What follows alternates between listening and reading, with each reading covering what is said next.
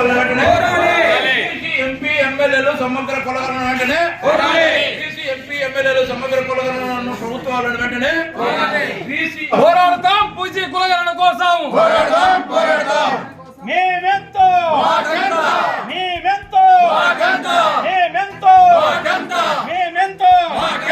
మహిళలతోటి మాట్లాడుతున్నాం. సభాధ్యక్షులు గోవిందన్ గారికి, ప్రసాద్ గారికి, మరి అదేవిధంగా ఎంతో దూరం నుంచి వచ్చిన మా చైర్మన్ అంగడాల పూర్ణచంద్ర సార్ గారికి, మరి రాష్ట్ర కన్వీనర్ రమణన్న గారికి, గౌరవాధ్యక్షులుగా ఉన్న దేవి గారికి, మరి అదేవిధంగా రాష్ట్ర చైర్మన్ ఉమా గారికి, మరి అదేవిధంగా రాష్ట్ర కో కన్వీనర్ సంజీవ్ రాయుడు గారికి, మరి వేదిక మీద ఉన్న శివన్న గారికి, ఆనంద్ గారికి, మరి అందరికీ పేరు పేరున బీసీ సమన్వయ కమిటీ తరఫున ప్రత్యేక ధన్యవాదాలు తెలియజేసుకుంటున్నాం. ముఖ్యంగా ఈరోజు పుట్టపర్తి నియోజకవర్గంలో మరి ఇక్కడ ఒక బీసీ సమన్వయ కమిటీ ఒక డిమాండ్ మీద ఇక్కడ ధర్నా ఏర్పాటు చేయడం జరిగినది. మరి ఆ ప్రత్యేక డిమాండ్ ఏమిటి అంటే, ఈ రాష్ట్రంలో బీసీలు 50% నుంచి 60% ఉన్నారు. మరి ఎంత శాతము తేల్చాలని చెప్పి ఈ రాష్ట్ర గవర్నమెంట్కి మేము గత 5 నెలల నుంచి అనేక సందర్భాల్లో అనేక జిల్లాలలో ఒక ఉద్యమ పోరాటాన్ని కొనసాగిస్తున్నాం. ఇక్కడ ఈ సమగ్ర కులగణన జరగాలనే డిమాండ్ మీద ఇక్కడ ధర్నా చేపట్టడం జరిగింది. మరి ముఖ్యంగా సమగ్ర కులగణాలు ఎందుకు తేల్చాలనే అంశాలపైన మేము కొన్ని విషయాలు తెలియజేసుకుంటున్నాం. ఈ రాష్ట్రంలో కానీ దేశంలో కానీ జనాభా 50% మంది బీసీలు ఉన్నప్పటికీ మరి ఈ బీసీ జనాభా కులాలకు లెక్కలు లేవు. ఏ కులంలో ఎంత జనాభా ఉన్నదో ఆ లెక్క నేటికి లేదు. మరి 78 సంవత్సరాలు మనకు స్వతంత్రం వచ్చి దాటిపోతున్నా నేటికి లెక్కలు తీయలేదంటే మనం పాలిస్తున్న పాలకులు మన పైన బీసీల పైన ఎంత నిర్లక్ష్యంగా వ్యవహరిస్తున్నారో మనమంతా కూడా గమనించాలి. ఎందుకంటే ఈరోజు కాకలకు లెక్కలున్నాయి, గద్దలకు లెక్కలున్నాయి, ఎన్నో జీవరాశులకు లెక్కలున్నాయి. మరి మనుషులకు లెక్క లేకుండా ఉన్నామంటే ఎంత హీన స్థితిలో మనల్ని చూస్తున్నారో ఈ అగ్రకుల నాయకత్వం ఒకసారి ఆలోచించాలి. అగ్రకుల నాయకత్వం కూడా ఎందుకంటున్నామంటే, ఈ ఆంధ్రప్రదేశ్ లో గత 70 సంవత్సరాల చరిత్రలో ఒకసారి ఇంటికి తిరిగి చూస్తే మరి ఏనాడు కూడా మాకు రాజకీయంగా అవకాశాలు రాకుండా, సర్పంచుల పదవులు రాకుండా, ఎంపీటీసీ పదవులు రాకుండా, జెడ్పీటీసీలు కాకుండా, ఎమ్మెల్యేలు పదవులు దగ్గరికి పోకుండా, ఎంపీలు కాకుండా, మంత్రులు కాకుండా, ముఖ్యమంత్రులు కాకుండా అడ్డుకుంటున్న చరిత్ర ఎవరైనా ఉన్నారంటే 2 కుటుంబాలు. ఆ 2 కుటుంబాలు కూడా ఈరోజు 4 పార్టీలు మేనేజ్ చేస్తున్నాయి. ఒకటేమో బీజేపీకి పురంధేశ్వరి రాష్ట్ర అధ్యక్షురాలు, మరి తెలుగుదేశం పార్టీకేమో చంద్రబాబు నాయుడు గారు, మరి వైఎస్ఆర్ పార్టీకేమో జగన్మోహన్ రెడ్డి గారు, మరి అదేవిధంగా వాళ్ళ చెల్లెలి శర్మిల గారేమో కాంగ్రెస్ పార్టీకి అధ్యక్షురాలు. మరి రాజకీయ పార్టీని 4 మనమే అని చెప్పి గుర్తిస్తామా? ఈ పార్టీలు మనవి కాదని చెప్పి తీర్చుకుందామని చెప్పి ఈరోజు ఆంధ్రప్రదేశ్ లో బీసీ సమన్వయ కమిటీ ఏర్పాటు చేసుకొని వాస్తవాలు సత్యం ప్రజలకు తెలియజేసుకుంటా ఇలాంటి సమావేశాలు, చైతన్య కార్యక్రమాలు చేసుకుంటా రావడం జరుగుతుంది. మరి ఇప్పటికైనా గుర్తించాలి, ఈ రాష్ట్రంలో ఉండే బీసీలంతా ఎవరి కింద ఉన్నారు, ఎవరి కోసం పనిచేస్తున్నారు, మరి ఇంకా 70 సంవత్సరాలు వాళ్ళకే ఓట్లేసి వాళ్ళనే గెలిపిస్తున్నాం. మరి మనకి ఏం జరుగుతుంది? మన పిల్లలకి ఉద్యోగాలు వస్తున్నాయా? మన పిల్లలకి ఎక్కడైనా మంచి అవకాశాలు వస్తున్నాయా? మన పిల్లలు ఏ పని చేస్తున్నారంటే పొద్దు ఏదో ఆఫీసుల్లోనో ప్రైవేట్ కంపెనీల్లోనో అటెండర్ పోస్టులకి మనం పంపిస్తున్నాం. కసలు నూకడానికో, ఫైల్ అందించడానికో, టీలు తీసుకెళ్లడానికో, మరి బాత్రూమ్లు కడగడానికో, ఇలాంటి పనులన్నిటికీ కూడా ప్రైవేట్ సంస్థల్లో మన పిల్లలు పనిచేస్తున్నారు. చిక్కుండాలి బీసీలకు. ఇప్పటికైనా మన బీసీ నాయకులంతా సంకల గుద్దుకొని జెండాలు మోస్తున్నారు. సంకల గుద్దుకొని వాళ్ళకి తొత్తరగా మారిపోతున్నారు. అరే రోజున మీకు పరిజ్ఞానం పెరగలేదా? చైతన్యమైనారే? ఎవరి కోసం మీరు పనిచేస్తున్నారు? మరి 4 పార్టీల్లో ఎవరు చచ్చిపోతున్నారు? ఇవన్నీ గమనించరా మీరు? జెండాలు మోసినోళ్ళు చంపుతున్నారు, జెండా కట్టినోళ్ళు చంపుతున్నారు. మరి ఎవరో వాళ్ళు అనిపించాలి.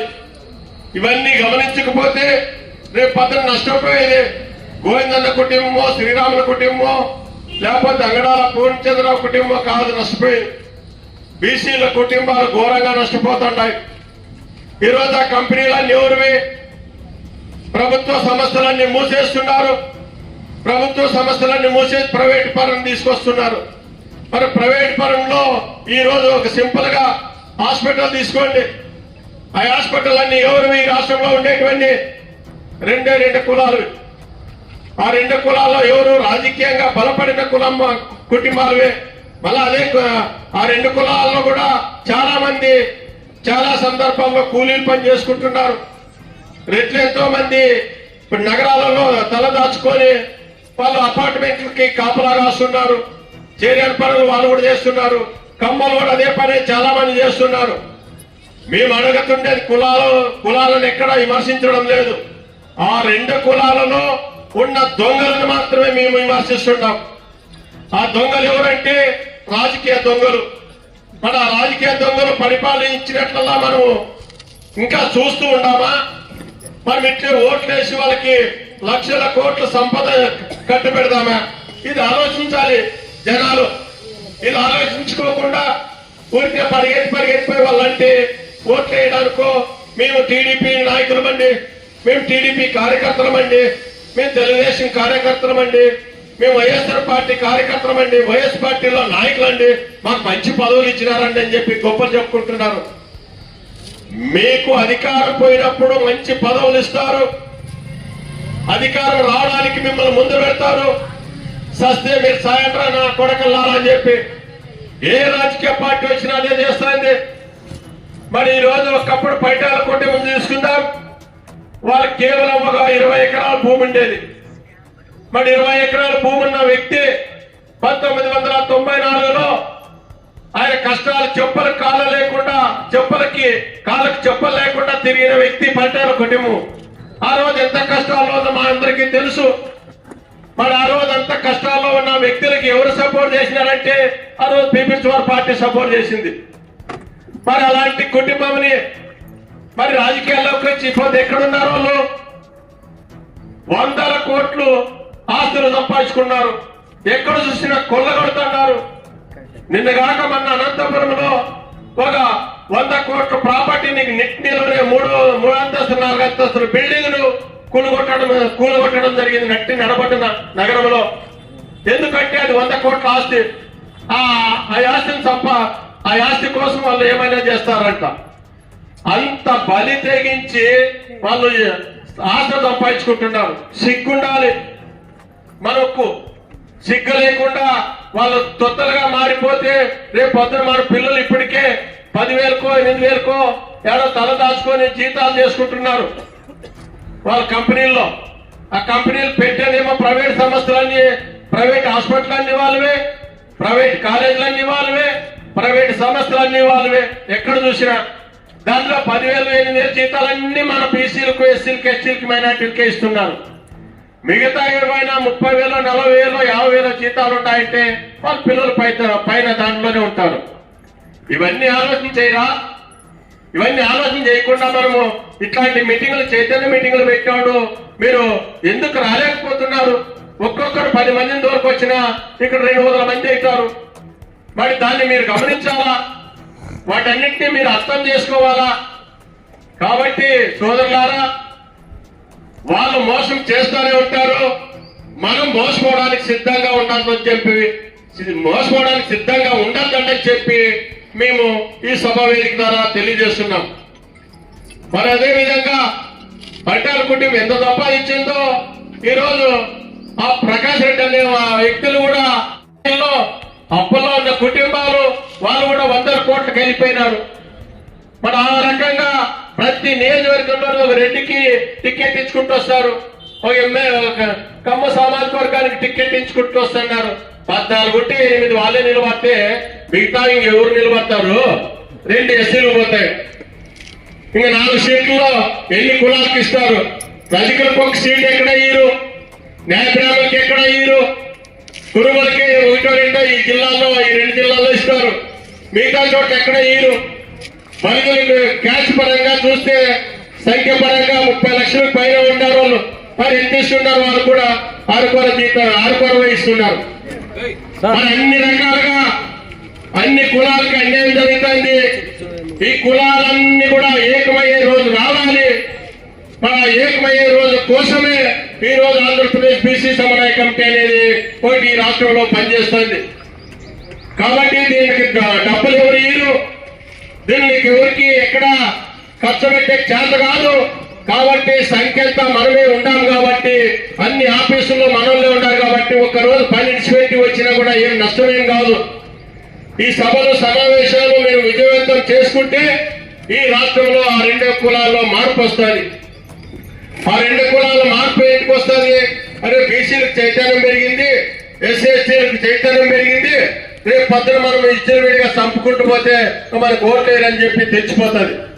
రేపు పొద్దున మనము వీళ్ళకి ఏదైనా ప్రాధాన్యత ఇవ్వక ఎమ్మెల్యేలో ఎంపీలో సీట్లు ఇవ్వకపోతే సంఖ్య మనమే నిలబడుకుంటూ పోతే మన బండారం బయటపడుతుంది అని చెప్పి వాళ్ళలో మార్పు వస్తుంది. ఆ మార్పు కోసమే ఆంధ్రప్రదేశ్ బీసీ సమన్వయ కమిటీ పనిచేస్తుంది. ఆ మార్పు రావాలంటే ఏం చేయాలా? సమగ్ర కులగణన జరగాల. సమగ్ర కులగణన జరిగితే ఏమి? ఎవరెవరి వాటా వాళ్ళకి రాజకీయ వాటా చట్టసభలో ఏర్పడుతుంది. ఎవరెవరి ఉద్యోగాలు వాళ్ళకి చట్టసభలో ఏర్పడతాయి. ప్రైవేట్ సంస్థల్లో కూడా రిజర్వేషన్లు అడుగుతున్నాం, దాంట్లో కూడా మనకి రిజర్వేషన్ సీట్లు వస్తాయి. కాబట్టి ఇవి బలమైన సంఘటనలు, ఇవన్నీ గుర్తించి బలమైన అంశాలన్నీ మీరు వచ్చిన కొద్దిమంది అయినా తెలుసుకొని మరి రాబోయే రోజుల్లో మీరు బలంగా పుట్టపర్తి నియోజకవర్గం నుంచి బలమైన కమిటీ ఏర్పాటు చేసుకొని నెక్స్ట్ ప్రోగ్రామ్ ఏదైనా జరిగినప్పుడు తప్పనిసరిగా ఒక 500 మంది నుంచి 1000 మంది వరకు సభలు సమావేశాలు జరపాలని చెప్పి నేను తెలియజేస్తూ, గ్రామాల్లో కూడా మీరు ఎస్సీ ఎస్టీ బీసీ మైనారిటీలు ఉంటారు, కమిటీలు వేసుకోండి, మహిళా కమిటీలు వేసుకోండి. మహిళలు ఒక 300-500 మంది వస్తారు, జెంట్స్ ఒక 500 మంది వస్తారు. 1000 మంది మీటింగ్ కలవచ్చు. చిన్న చిన్న